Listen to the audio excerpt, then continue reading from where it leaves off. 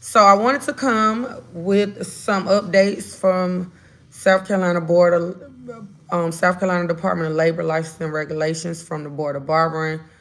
Just some updates when it's pertaining to reexamination process. Okay, so this had me so last year, well, earlier this year, because the reexamination process has changed, and these are the updates, okay?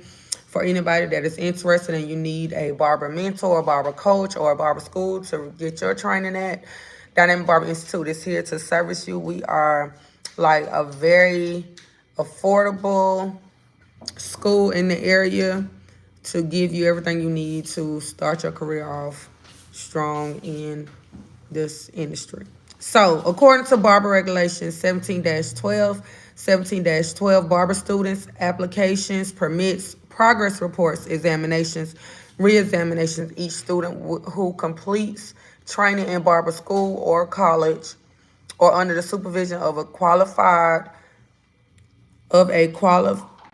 on-the-job training instructor and fails to make a passing grade on the examination may be eligible to take another examination by filing a new application. So yes, they're gonna get you to pay again for the new application. So what does that look like? There's a barber exam application that you have to have. Do me, you got a second? I got a barber exam application back there on the table. I want to show them this. So there's a barber exam application that you will complete when you complete your training. Like once your 1,500 hours or your 1,920 hours is done, then you would do a barber exam application. That application is, no, you're not reading. Thank you. Barber exam. What is that?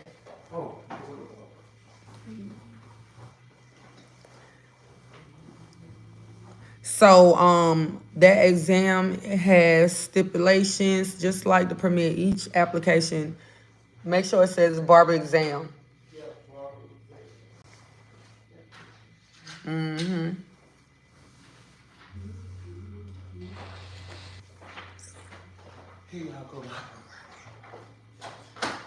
Thank you.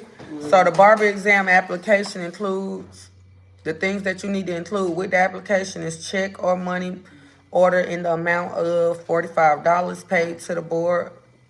SC Board of Barber Examiners is non-refundable. Also, a copy of your social, a copy of your valid driver's license, state ID, or passport or military ID, a copy of your name change document if that's applicable, a proof of ninth grade education, sign and notarize verification of lawful presence, which is attached, a recent passport photo, and a TB test. So this is what the barber exam look like. When you get approved, or if you get approved to move forward in the examination process, if when you schedule your test, going for the test, and you fail that test, you got to complete this all over again. That is what 17-12 is stating. You have to do a new application all over again. They used to did not do this, but Clipper King is over here to the right of me saying it's highway robbery because guess why? His butt had to do it again. He had to pay that second fee. They used to let you just pay for your testing over, but now you got to actually pay for the application to get approved over and pay for the test over, which is motivation to don't go in there and play with them people time. Okay? Okay. Which is another reason why if you want to get the iamTiffany mentorship or ask about, just advanced training, then you might want to ask so that way you're not having to double back. I got a student right now that has went into state board several times and they have failed several times. This is not my student. This is a student from another city and heard about me, and we're working to make sure that failing rate is over. All right, so regulations 10-6, barber fees. A registered barber license examination. The application is $45. Theory and practical examination paid directly to provider. The provider is PSI. Theory examination paid directly to provider. Practical examination paid directly to provider. Okay. The theory is 50, practical is 60, or is it either the other way around? You said it right. Okay. So master hair care license and examination application is 45. Theory and practice examination is paid directly through the provider. Theory examination paid directly through provider. Practical is paid directly through provider. So why is it being said like that? Because when you get ready to go, initially you need to take both tests. But you may pass one, and theory is normally the first test you take. You may pass your theory, you may fail your theory. You may pass your practical, you may fail your practical. Whichever one you pass, you don't got to worry about it. You'll get your license in the mail. If you fail one, you're going to have to go through this whole entire process over, then pay for the one, get approved for the one, and move forward. The note here is applications are only valid for each testing attempt.